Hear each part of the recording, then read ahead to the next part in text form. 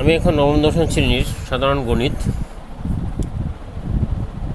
গণিতের অধ্যায় 8-এর উপপাদ্য 26 প্রমাণ করে দেখাবো।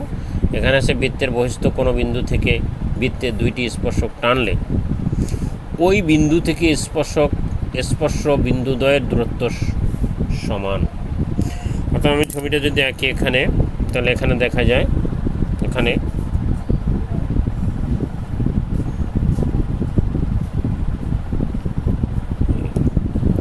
এটা হলো আমার ছবি এঁকে নিই। এটা হলো অবিন্দু, এই যে অবিন্দু। এখন দুইটা স্পর্শক আমি আঁকবো। এখানে বলা হচ্ছে বহিস্থ বিন্দু, অর্থাৎ আমি যদি একটা বহিস্থ বিন্দু দিই, এটাকে একটা বহিস্থ বিন্দু পি নেব। এই যে এটাকে একটা বহিস্থ বিন্দু পি নেব, এই যে একটা পি নিলাম বহিস্থ বিন্দু। অর্থাৎ এখানে আমি দুইটা স্পর্শক এঁকে দেবো। পি বিন্দু, পি কিন্তু একটা স্পর্শ, এই বহিস্থ বিন্দু। ও বিন্দুগামী, ও ব্যাসার্ধ বিন্দুগামী, ও কেন্দ্র বিশিষ্ট একটি বৃত্ত, আর পি একটি বহিস্থ বিন্দু। এখন একটি স্পর্শক এঁকে নেব যেন বৃত্তকে স্পর্শ করে, ঠিক সেইভাবে এই যে আমি এঁকে নিলাম। আর একটা আমি আঁকবো দুইটি স্পর্শক। এখানে দুইটি স্পর্শকের বলা হয়েছে। এখানে যদি আমি আঁকি,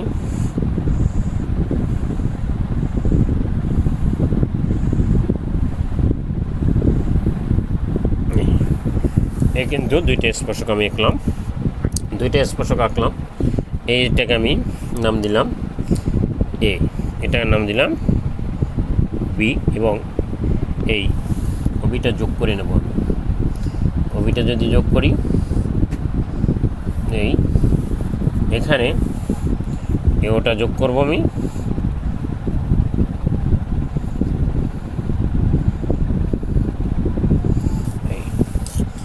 এখন আমার ছবি আঁকা হয়েছে। এখানে আমরা বিশেষ নির্বাচনটা লিখি। এখানে প্রমাণ করতে হবে যে এই যে স্পর্শকটা ও বিন্দুকে, ও কেন্দ্রময় বিশিষ্ট বৃত্তকে কিন্তু বি বিন্দুতে ছেদ করছে এবং এ বিন্দুতে ছেদ করছে। এখন এই যে স্পর্শক, এটা হলো পিবি স্পর্শক, এটা হলো পিএ স্পর্শক। অর্থাৎ প্রমাণ করতে হবে যে এই যে বলছে ওই বিন্দু থেকে স্পর্শ বিন্দুদ্বয়ের, অর্থাৎ এই বিন্দু স্পর্শ বিন্দু এখানে স্পর্শ করছে, ওপিটা স্পর্শ করেছে বি বিন্দুতে, পি এটা স্পর্শ করছে এ বিন্দুতে, কিন্তু বৃত্তটাকে স্পর্শ করছে। অর্থাৎ এখানে প্রমাণ করতে হবে বিন্দুদ্বয়ের দূরত্ব এই এ বিন্দু থেকে পি, এই পি বিন্দু থেকে বা বি বিন্দু থেকে পি, আবার এ বিন্দু থেকে এ, এই দুটো দূরত্ব সমান। অর্থাৎ প্রমাণ করতে হবে, এখানে প্রমাণ করতে হবে পি এ সমান পি বি, এটাকে কিন্তু প্রমাণ করতে হবে। এখন আমি যদি দেখি বিশেষ নির্বাচন যদি লিখি, এখানে বিশেষ নির্বাচনটা হলো বিশেষ নির্বাচন এই মনে করি, এই যে মনে করি ও কেন্দ্রগামী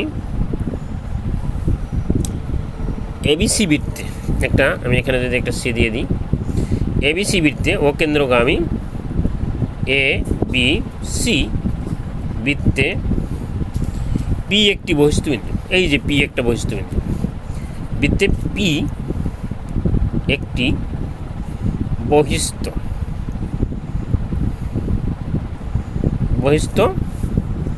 বিন্দু, জানলাম আমরা বহিস্থ বিন্দু।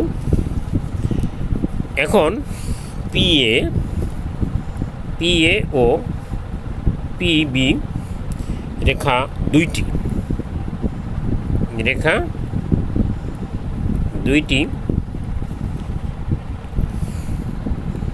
এ ও বি বিন্দুতে দুইটি স্পর্শক, বি বিন্দুতে দুইটি স্পর্শক, এই যে স্পর্শক। প্রমাণ করতে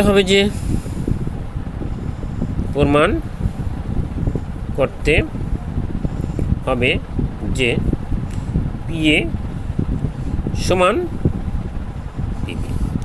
অঙ্কন, এবার একটু অঙ্কনে যাব আমরা, কারণ অতিরিক্ত কিছু লাগছে, অতিরিক্ত আমাদের কিছু এক্সট্রা আঁকতে হয়েছে প্রমাণ করার জন্য। ও এ, এই যে ও এ, ও বি এবং ও পি যোগ করি। আমি যোগ করবো এবার ওপিটা, অর্থাৎ এখানে ওপিটা যদি যোগ করি, এই যে ওপিটা যোগ করে নেব আমি,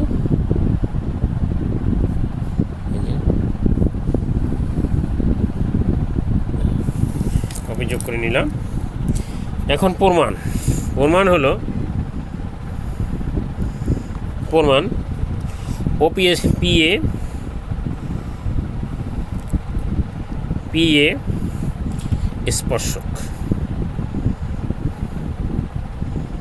স্পর্শক এবং ওয়ে, এই যে ওয়েটা স্পর্শ বিন্দুগামী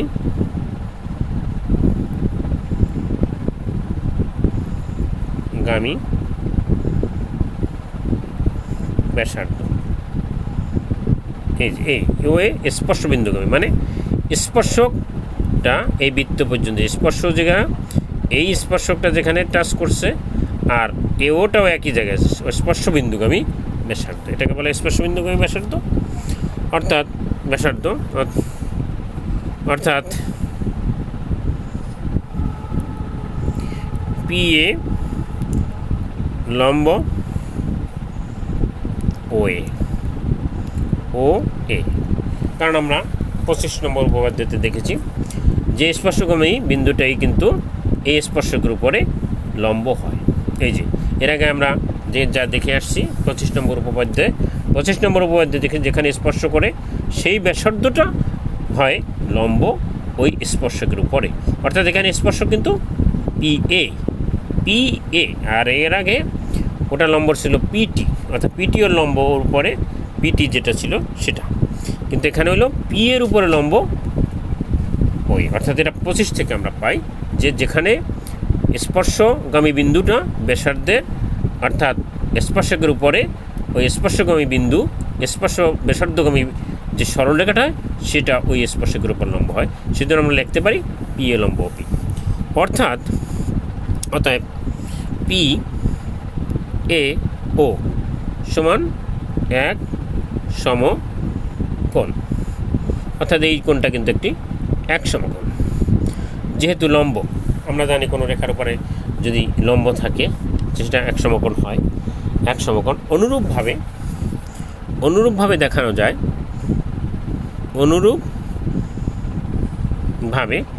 কারণ এটা আমরা 25 থেকে পাই, অনুরূপভাবে বা এটাও দেখা যায়। যদি এটা হয়, এই যে এটা যদি পিবি স্পর্শক ও বি একটি স্পর্শ বিন্দুগামী ব্যাসার্ধ, এটা যদি লিখি, অর্থাৎ এখানে বিন্দুগামী, অর্থাৎ এখানে লিখব পিএ লম্ব ও পিবি লম্ব ও বি, অর্থাৎ সেইভাবে আমরা লিখতে পারি। এখানে যদি ওটা লিখি পি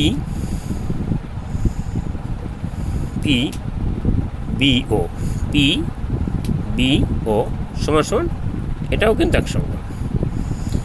এখন দুইটাই সমকোণী ত্রিভুজ পাইলাম, অর্থাৎ পি এ ও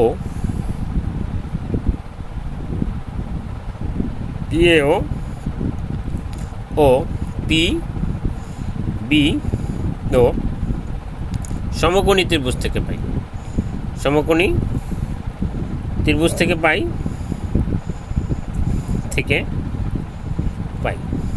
পাই। এখানে আমি লিখব ওপি, অতিভুজ সমান ওপিটা অতিভুজ, কারণ এটা যদি হয় যে পি এ ও, এটা হলো ভূমি আর এটা হলো লম্ব, অর্থাৎ এটা অতিভুজ, অর্থাৎ এই ত্রিভুজটা পিবিও এটাও কিন্তু অতিভুজ, দুইটা ত্রিভুজে কমন সাধারণ, অর্থাৎ এই ওপিটা এটাও অতিভুজ আছে, পিবিওতেও অতিভুজ, আবার পিএ এটাও অতিভুজ, অর্থাৎ অতিভুজ দুইটারই অতিভুজ সমান।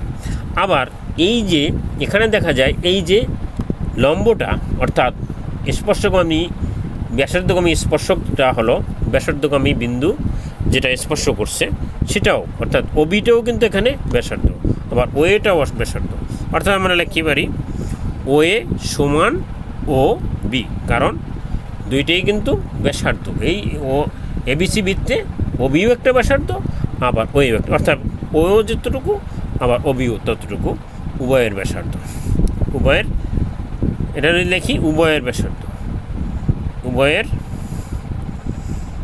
ব্যাসার্ধ, কারণ এই যে দেখেন এটা ব্যাসার্ধ এটাও ব্যাসার্ধ, ও এটা ব্যাসার্ধ ওবিটাও ব্যাসার্ধ।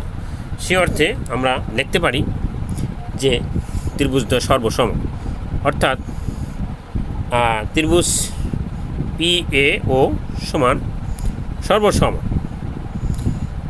পি বি ও, এটা লিখতে পারি। অর্থাৎ যেহেতু আমরা যদি সর্বসম হয় তাহলে সর্বসম অর্থাৎ হলো যে দুইটা বাহু কিন্তু আমরা একটা ত্রিভুজের দুইটা বাহু সমান পাইছি, অতিভুজ সমান পাইছি এবং লম্বও সমান পাইছি, অর্থাৎ সেখানে ভূমি দুইটা অবশ্যই সমান হবে।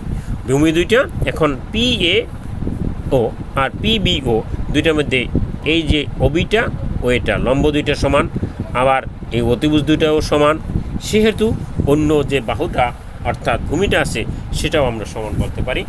যেহেতু ত্রিভুজদ্বয় সর্বসম, অর্থাৎ সেহেতু আমরা বলতে পারি পি এ সমান পি পি পি বি, এটাই আমাদের প্রমাণ করতে বলা হয়, সেটাই কিন্তু আমাদের প্রমাণ করতে হবে, সেটাই কিন্তু আমরা প্রমাণ করে ফেললাম।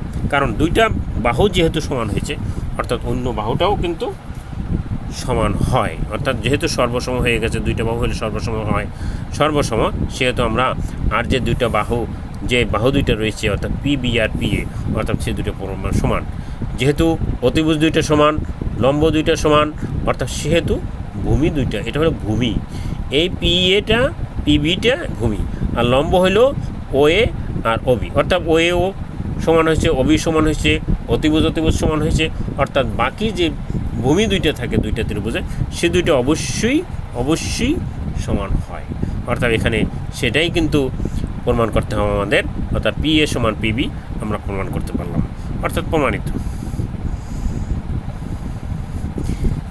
আরেকটু যদি আমরা দেখি তাহলে কি হয় যে এখানে দুইটা ত্রিভুজ হয়ে গেছে, P A P B A P A B, P B ও আর পি এ ও, এই দুইটা ত্রিভুজের যদি আমরা সর্বসম প্রমাণ করতে পারি তবে কিন্তু আমাদের প্রমাণ করতে হবে দুইটা স্পর্শক যে বিন্দুতে স্পর্শ করছে বিন্দুটাকে সেটুকুর দূরত্ব অর্থাৎ পি এর দূরত্ব পি বি এর দূরত্ব এই দুইটা সমান বলা হয়েছে এখানে।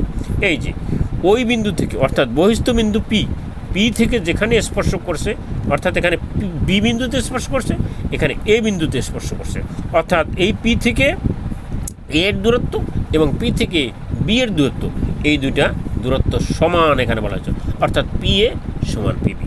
আর পি বিন্দু থেকে স্পর্শ করছে কোথায় বি বিন্দুতে, বি বিন্দু থেকে স্পর্শ করতে হয় এ বিন্দুতে, অর্থাৎ পি এ সমান পিবি, এটা প্রমাণ করতে হবে। অর্থাৎ আমরা যদি এখন এই দেখেন দুটো ত্রিভুজ হয়েছে, দুটো সমকোণী ত্রিভুজ, এটাও একটা সমকোণী ত্রিভুজ হয়েছে, এখানেও একটা সমকোণী ত্রিভুজ হয়েছে, অর্থাৎ দুইটা সমকোণী ত্রিভুজে যদি আমরা এখানে দুইটা ত্রিভুজকে সর্বসম প্রমাণ করতে পারি তাহলে অবশ্যই আমরা পি এ সমান পিবি বলতে পারি।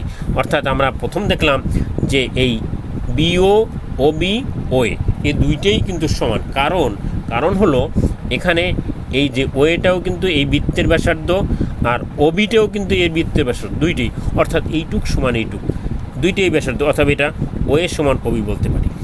আবার যেহেতু আমরা দেখলাম যে এই যে ওপিটা এই পিবি এরও অতিভুজ আবার পি এর এটাও অতিভুজ, অর্থাৎ দুইটা অতিভুজ কাজ করছে, এই অতিভুজ দুইভাবে কাজ করছে, এটারও কাজ করছে আবার এই সমকোণী ত্রিভুজটারও কাজ করছে, অর্থাৎ ওপি সমান ওপি, অর্থাৎ এই ওপিটা কিন্তু সাধারণ বাহু বলা যায়, যেহেতু দুইটা বাহু দুইটা ত্রিভুজই কাজ করছে সমানভাবে, অর্থাৎ অতিভুজ সমান অতিভুজ সমান, অর্থাৎ পিও ওপি সমান ওপি, আবার ওবি সমান ওএ এই অর্থাৎ বাকি যে বাহু দুইটা রয়েছে অর্থাৎ সে দুইটা অবশ্যই সমান হবে, যেহেতু দুইটা বাহুর দুইটা সমকোণীদের দুই বাহু সমান হচ্ছে, অর্থাৎ ওই তৃতীয় বাহুটাও পরস্পর সমান হয়।